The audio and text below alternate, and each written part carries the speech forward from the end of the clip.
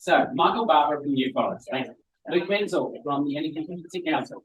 Stephen Bygrave from No Kids to Vote. And Peter Holt from Energetics. Welcome, everybody. Pleasure to be here. Thank you for having us. Thank you for coming. It's very grateful for you all to attend. The first traditional G'day Sharm El-Sheikh question is first COP10, COP27 COP. Peter. Third. What was the first two? Paris and then Madrid. Madrid. In another era. Yeah. With COVID. Seventh. Seventh.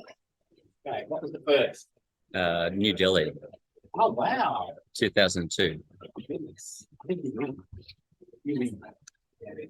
This is my first COP, Oh, so I'm but a babe in the woods compared to these COP experts. But I will say I have been here since last Saturday, so this is like day 10 or something. So I feel like I've aged like 10 years. Yeah, you're a COP. 10 days. You're a COP expert, COP historian. There you go. there is Stockholm syndrome.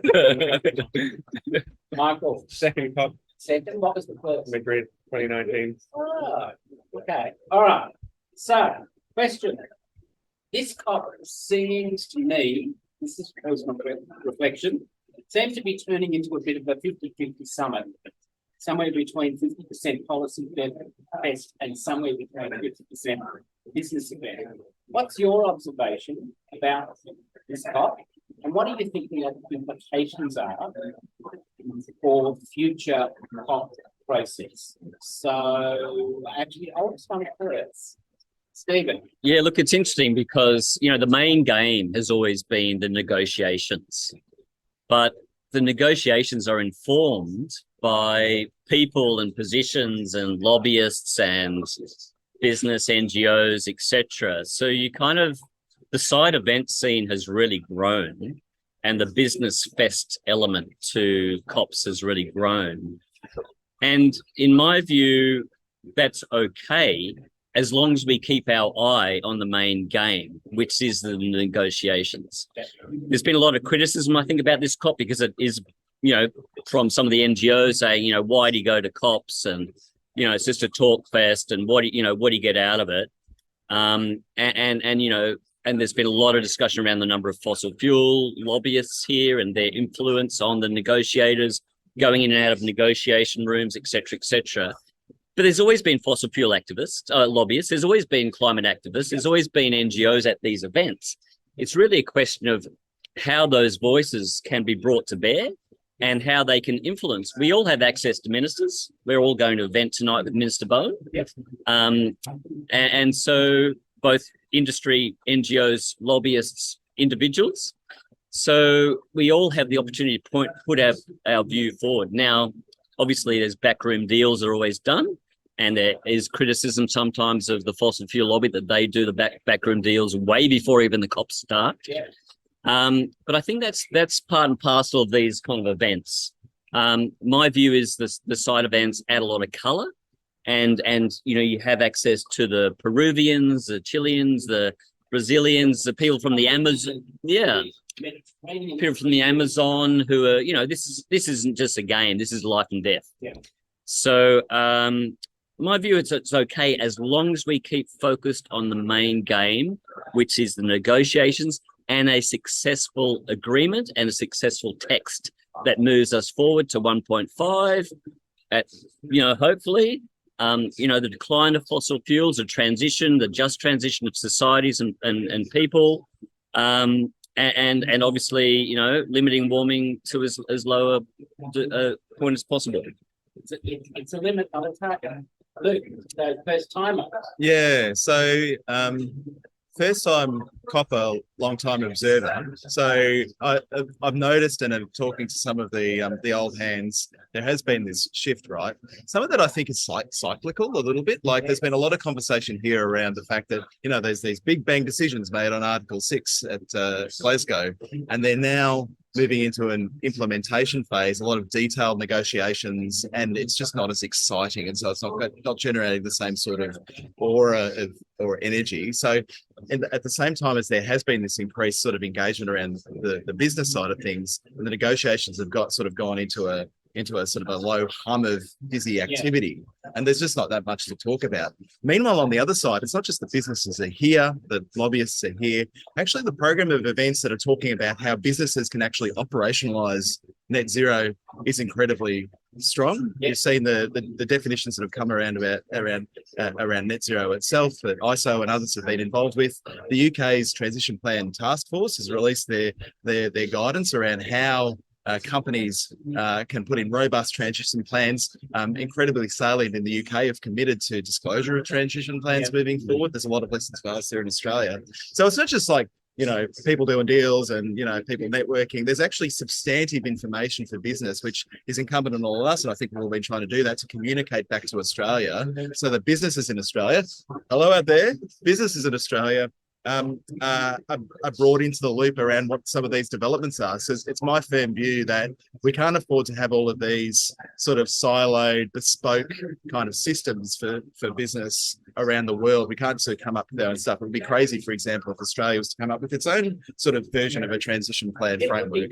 So one of the things that I've been trying to do is kind of help join those dots and make sure that policymakers in Australia and political leaders and others are actually connected into some of those things, and that we communicate how important it is for our members that, you know, Australia is part of that global conversation, and that also means we can leverage off the work that's already been done, makes it easier for global companies to align around the world, and just accelerates forward momentum. So I've actually got a pretty positive view, but I also think that, you know, as we move into future COPs, it's very likely, you know, there'll be future blockbuster COPs where everybody's focused on the negotiations again, and that'll be okay too. Yep.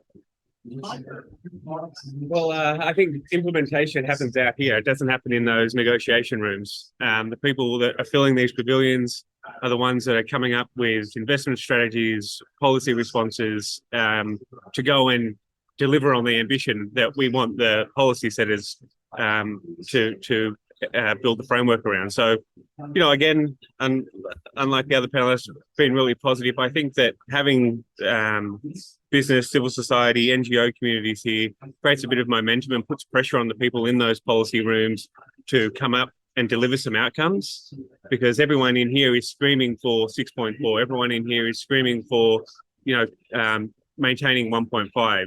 And so the pressure from the pavilions is hopefully having an impact on what's going on in some of those negotiations. So, yeah, and if it wasn't here, it would need to be somewhere else. There's 195 countries represented at this COP. That's a great opportunity to network and share ideas and develop opportunities to work with other people around the world. So, you know, I think it's a logical place for us to all come once a year to talk about how we overcome this challenge. All right, Peter, let me move the mic over to you. Thanks, Andrew. The interesting thing, I've only walked in for the second day of the second week, so I'm still fresh. But what I could see and pick up is Australia's role. And Australia's role seems to be far more constructive across a wide range of activities and articles and square brackets, round brackets, whatever brackets we want. But what it's meaning is they're inserting themselves beyond the umbrella group, beyond their factions, and providing a much more constructive role with the presidency. So we've really, what I'm hearing and understanding, that Australia's back and we're clawing up that time, and we're getting back very, very progressively. We're building our geopolitical capital as well. And then that's brought into how we're then coming down in with the Pacific nations and looking at some of the funding, particularly around bringing that back onto the table, which I think is a really important initiative, skills and capacity. There's also a soft power there that Australia is exerting through climate that we are seeing through these negotiations as well. So what surprised me, and I think you were hinting at before, it's the First Nations view. So particularly for Australians, we haven't, and this is obviously an African COP as well, with a whole different cultural heritage. But Australia hasn't really paid too much attention to climate change and First Nations people and what it means, both from an impact perspective as well as a development and cooperative perspective. I think the different lens and framing the issues is really important as well. And the co-design of processes to understand what that means, I think, is going to be quite challenging. And it's not something that I think a lot of the climate professionals have had to think about in depth. So I think it's a new era in terms of how we're framing and approaching our work. The other thing I think that has surprised me is the amount of young people, and maybe that's just because I'm getting old, but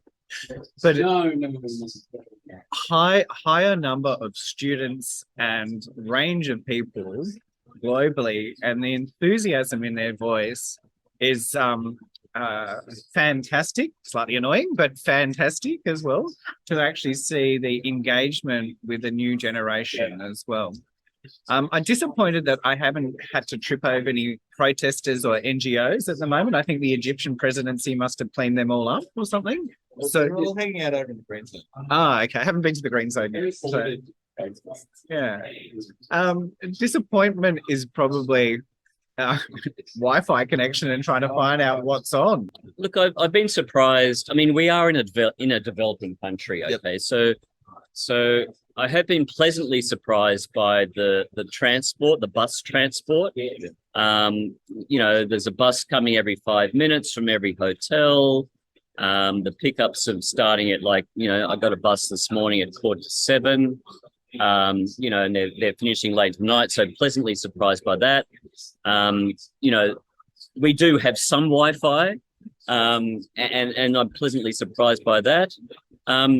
I've been surprised, I think, also by the discussions around just transition and philanthropy being directed. Philanthropy being much more directed to vulnerable, non-white, non-male-led organizations. I went to a great event yesterday in the innovation zone, actually, around, you know, we don't know how many people in India are actually employed by the coal, gas, and oil industries, because a lot of that is in the informal economy. Right. And so, you know, you got people carrying bags of coal and wheelbarrows of coal, and they're getting paid a bit of cash here and a bit of cash there. But, you know, we talk about just transition, but, you know, who knows the millions of people that will be affected over the next 5, 7, 10 years as we do transition, and how do we direct philanthropy to those people? So I've been kind of really surprised by the focus on that, and I think it's a very positive move. I've been disappointed. I think, you know, we talk about diversity, and, you know, all the world leaders, the first photo of the event, all male. So although, you know, we've got a lot of diversity at maybe grassroots level in these, and also in these side events and pavilions, I think positions of power are still held by men, and there's been a lot of discussion around, you know, how do we bring that diversity at the grassroots level up to the apex of decision making. I've been disappointed, I think, at the progress and also some of the backsliding that's been occurring in the COP, particularly, you know, 1.5, people are saying it's dead, but 1.5 is life and death for the Maldives, for Kiribati, for, you know, many, many vulnerable countries. So, and if you backslide on 1.5, then it's a long and slippery slope into backsliding on 2 and then backsliding on 3, you know, so we've got to keep a high level ambition. And I'm kind of disappointed that we're kind of saying many people are saying 1.5 is dead. That's about it from me. Luke? I would just want to back in your point around the fact that we are in a developing country, and given that, I think that there's been hiccups along the way, and you know, there's been commentary on that. But given that, there's been an incredible amount of work and effort, and things have gone remarkably smoothly. And when you consider some of the constraints that the presidency is working with, in terms of, I guess, pleasantly surprised, and again, this is coming for me from my first COP, is like there has been it feels like an influx of first-time attendees from Australia. There are a lot of people that it is their first COP, and I think that to some degree reflects the fact that we are turning a new page, and there are people that are feeling like it's worth getting engaged in the process again. That wasn't kind of the driver for us. I was planning to come in 2020, and then, we all know what happened over the last couple of years. But there are a bunch of people that have turned up, and there is a real sense of a kind of Team Australia sort of vibe, and that's across all stakeholders. And then there is diversity of views among the stakeholders, but there's a sense that we're all pulling in the same direction. We've made the effort to come here, and also across the political spectrum, we had Treasurer Keane here last week, which was fantastic, and Conroy, Senator Conroy, opening the Australia. I imagine you commented on this last week, but giving a shout out to the Treasurer, saying, "Look, we really appreciate you leaning in to kind of build that sort of sensible centre, that bipartisanship around this critical issue, and acknowledging it's fragile and that we need folk from across the political spectrum to be working together." So I thought that was a great moment, and speaks to the fact that here at COP, Australia is united. We want to make a positive contribution. There's a diversity of views, which is as appropriate, but it feels like we've got a pathway to making a contribution to that global conversation again in a way that hasn't been the case for a while. Yeah, I guess I'm surprised and pleasantly surprised by all of the discussion around Australia hosting a COP. Who would have thought that a few years ago, right? Okay, I won't talk about it too much then, but that, for me, that demonstrates Australia is moving on climate, and that's wonderful to see. I guess disappointed, like Stephen raised, just by, I thought we were past setting goals and targets, and we've agreed that we need to be ambitious. So now we're talking about trying to backslide on 1.5 is incredibly surprising and disappointing. There's a bunch of people working very hard in these pavilions to put in place strategies and ideas to work towards that.